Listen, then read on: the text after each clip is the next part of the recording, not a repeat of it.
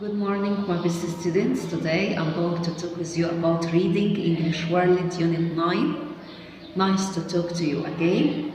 We will talk about deep sea animals.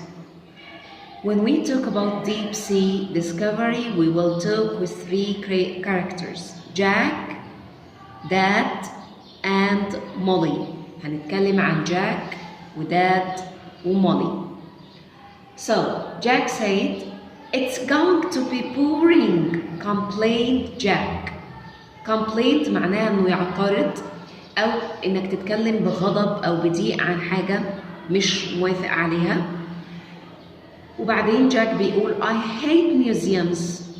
So Dad explained, بابا بيشرح له بيقول له it's not a museum, it's an aquarium. Do you remember the word aquarium? We talked about it in Time for English. Yeah. حوض سمك كبير أو مكان بيعيش فيه الأسماك بنقول عليه aquarium. So Jack said, same thing, muttered Jack. Underline with me, muttered. Muttered. Muttered means to talk in a quite low voice so that the words are so difficult to hear. إنك تتكلم بصوت واطي قوي وبالتالي الكلمات تبقى مش مفهومة، اللي احنا بنقول عليه بالعربي بيبرطم يعني. اوكي؟ يبقى احنا خدنا دلوقتي طريقتين للاعتراض. complain انت بتتكلم ايه؟ speak crossly تتكلم بغضب وبزعل. muttered speak in a low voice تتكلم بصوت واطي برضه بتعترض عن حاجة. it will be boring anyway هيبقى سخيف بأي شكل من الأشكال. تعالوا نقرا الجزء ده تاني علشان نقوله على بعضه. It's going to be boring, complained Jack. I hate museums. It's not a museum, it's an aquarium, Dad explained. Same thing, muttered Jack. It will be boring anyway. There is a new exhibition. ده في عرض جديد, said Molly. It's called Deep Sea Discovery. اسم العرض ايه؟ اكتشاف أعماق البحار. Discovery, by the way, singular noun. I can say discoveries. I will make omit for y and add ies. So Molly said it's called this exhibition or this show. العرض ده اسمه ايه؟ Deep Sea Discovery. It was designed by scientists. المنظمين للعرض دول عبارة عن علماء. You can operate a camera that's deep in the sea. I'd like to go there first. تقدر انك تحرك وتتحكم في كاميرا في اعماق البحر. Underline with me, operate a camera. تتحكم في كاميرا. وبعدين مولي بتقول I'd like to go there first. ده اكتر مكان عايزة ازوره الاول. Good idea, said Dad. So Jack made granted Jack. دي صيغة تانية للاعتراض هناخدها النهاردة. Grant means to make a short sound without using words. إنك تعمل ده نقول عليه إيه؟ grant. ما استخدمتش كلمات خالص. يبقى هنا بتتكلم عادي complaint وبتعترض. matter بتعترض بالكلام برضو بس بصوت واطي. إحنا بنقول عليه برطمة. هنا مجرد صوت بتطلعه كده. Make a short sound without using words. اوكي؟ نفرق بين الثلاثة. complain, mutter, grant. It was dim in the deep sea discovery room. Dim means completely dark. dim معناه انه كان مظلم تماما جوه الأوضة اللي فيها العرض بتاع ايه؟ deep sea discovery.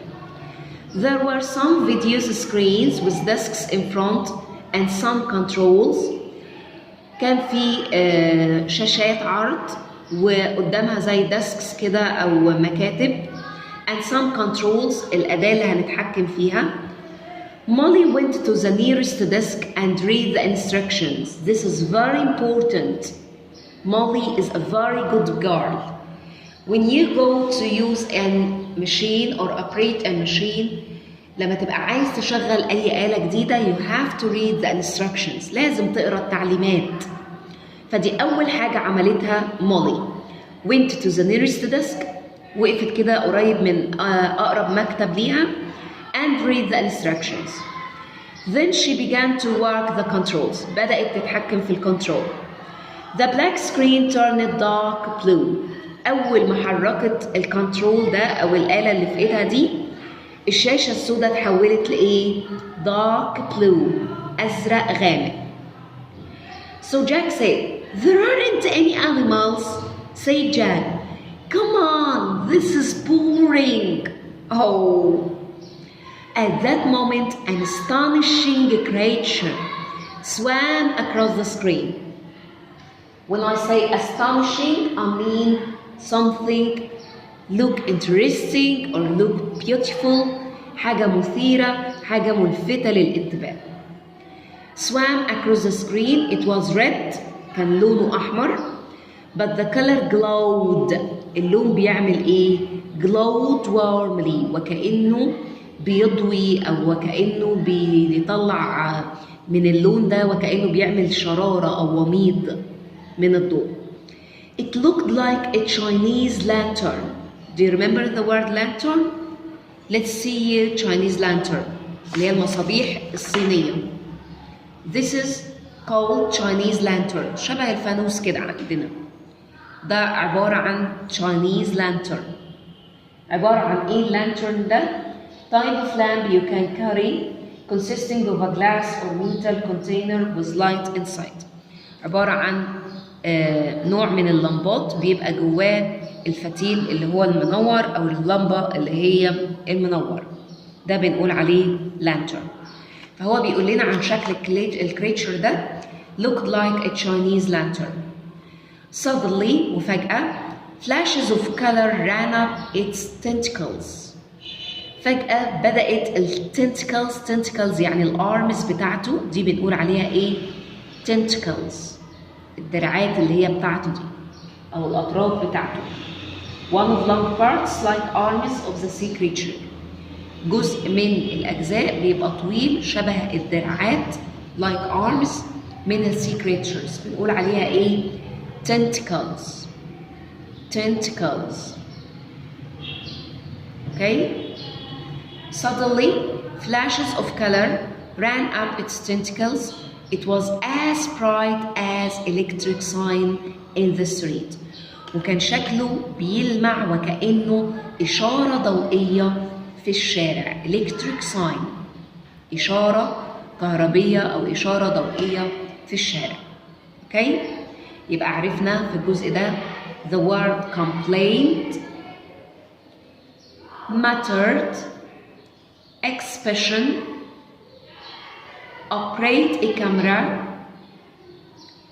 grant, dim means completely dark, instructions, we have to read the instructions on the machines before using them, astonishing means beautiful or fantastic, Chinese lantern, yeah, kind of Chinese lamps, Chinese lantern, tentacles, arms of sea creatures, tentacles.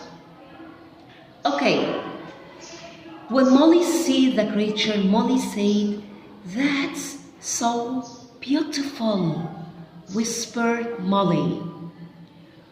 "Wow," exclaimed Jack, pointing at the screen. بدأ جاك يتبسط وبدأ يشاور على الشاشة اللي بيتفرجوا عليها. Look at that. بصوا كده. A strange silver animal began to cross the screen. So after this one, a strange silver حيوان تاني شكله غريب ولونه silver فضي began to cross the screen. It was long, flat, طويل, مسطح, had lots of tiny tentacles وبرضو عنده tiny, I mean very small, tiny tentacles along both sides of its narrow body على الجنبين بتوع جسمه. الكلمة دي بقى مهمة قوي. flat gently up and down يعني ماشي بيعمل كده. flat gently up and down ده معنى flat. بيتحرك كده ايه بخفة up and down flapped gently up and down. Underline with me. Flapped gently up and down. As it moved through the water, it looked like a long silver wave. شكله عامل زي الموجة السيلفر الكبيرة. So, we talked about two creatures here. Let's see the next page. Page 95. Molly started to say to Jack, this control turns the camera. خلي بالك الكنترول اللي في ايدي ده هو اللي بيحرك الكاميرا شمال ويمين. Said Molly, and she turned it away from the silver creature that was already disappearing into the gloom. بيختفي فين؟ بيختفي في الضي أو في الظلام. So Jack said, can I have a go? ممكن أنا أخد كده a go يعني عايز يقول a right، أخد أنا لفة في الموضوع. Of course, replied Molly, and she got up to let Jack sit down. قامت من مكانها لأن هي اللي كانت متحكمة في الكنترول وقاعدة على الديسك وقعدت جاك مكانها. For the next hour they watched one strange creature after another. There were crabs. Do you remember the word crabs from time for English? Yeah, crabs معناها الكابوريا. With such small bodies and such long thin legs that they looked like giant spiders. شكلها عامل زي العناكب الضخمة. giant spiders. يبقى خدنا هنا giant وخدنا في الصفحة اللي قبلها tiny opposite of giant. There was such an eel. You know the word eel? Yeah, sea snake. With a long thin tail. Underline with me. And an enormous head and mouth. يبقى عنده enormous head and mouth لكن عنده ايه؟ long thin tail. Its mouth was so big that it could eat fish as big as itself. البق بتاعه كبير جدا، الفم بتاعه كبير جدا لدرجة انه يقدر انه يبلع سمكة بحجمه. There were tiny squid ده برضو نوع من السي creatures اهو هنشوفه هنا. This is called squid. This is called eel. Squid, eel. فبيقول لنا There were tiny squid that made light in their own bodies. دي بتطلع نور من جسمها نفسه. They shone like little flashing stars. وبتلمع وكأنها flashing stars نجوم بتضوي. There was a small funny sponge اللي هو نوع من أنواع النباتات اللي احنا بناخد منها السفنج. ده نبات بحري على فكرة السفنج ده أو السبونج. There was a small funny furry sponge. furry يعني في فرو كده أو full of fur. There were big squid and jellyfish. انتوا عارفين طبعا شكل الجيليفيش. That you can nearly see right through. تقدر تشوف اللي وراها أو تقدر تشوف من خلالها. Some of them had long hairy tentacles. في منهم عنده hairy tentacles زي الجيليفيش كده. They floated يعني بتطفو around في المحيط. Picking up bits of food يعني بتلتقط قطع من الطعام. Bits of food يعني قطع من الطعام. Picking up bits of food.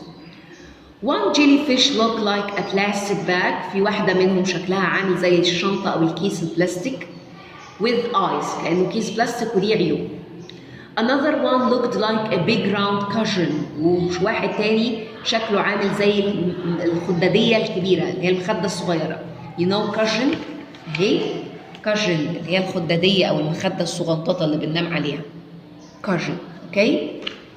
يبقى one looked like a big elastic bag with eyes. Another looked like a big round cushion. There was an incredible creature that looked like a flower. في كمان مخلوقات شكلها جميل جدا شكلها زي الفلاور. دي بنقول عليها ايه؟ sea lily. But it was an animal. يبقى sea lily ده احنا كنا فاكرينه plant. لا ده animal. والسبونج ده برضو animal. The part of it looked like leaves. في جزء منه شكله عامل زي leaves زي الأوراق. And a flower were actually tiny tentacles. هي عبارة leaves دي أو flowers اللي مدية شكل الفلاور دي هي عبارة عن إيه؟ tiny tentacles أو الدراعات بتاعة المخلوق ده. They picked up food and passed it to animal's mouth. بيلتقط بالتنتكلز أو بالليفز دي الطعام وبيحطوا فين؟ في الانيمالز ماوث في البق ده موجود فين؟ in the middle of the flower في وسط الوردة دي. After 2 hours Dad said, do you want to go soon? مش كنت عايز تمشي؟ Jack looked around in surprise. بص حواليه in surprise. This is important expression. يعني في دهشة. وقال له you are not bored already. Are you Dad? ما تقوليش إن أنت زهقت يا بابا. مش كده؟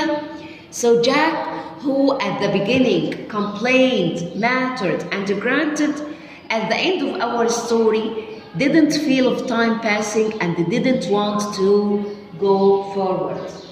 Okay? Okay. I encourage you to answer the questions on page 96 on your book. Try to answer this question number 1 and question number 3, and I will follow you with answers for them. Also, in your exercise booklet, please answer page 12 in your exercise booklet, and I will send answers for you. Page 12 in your exercise booklet. Good luck for you all, and I miss all of you. Thank you.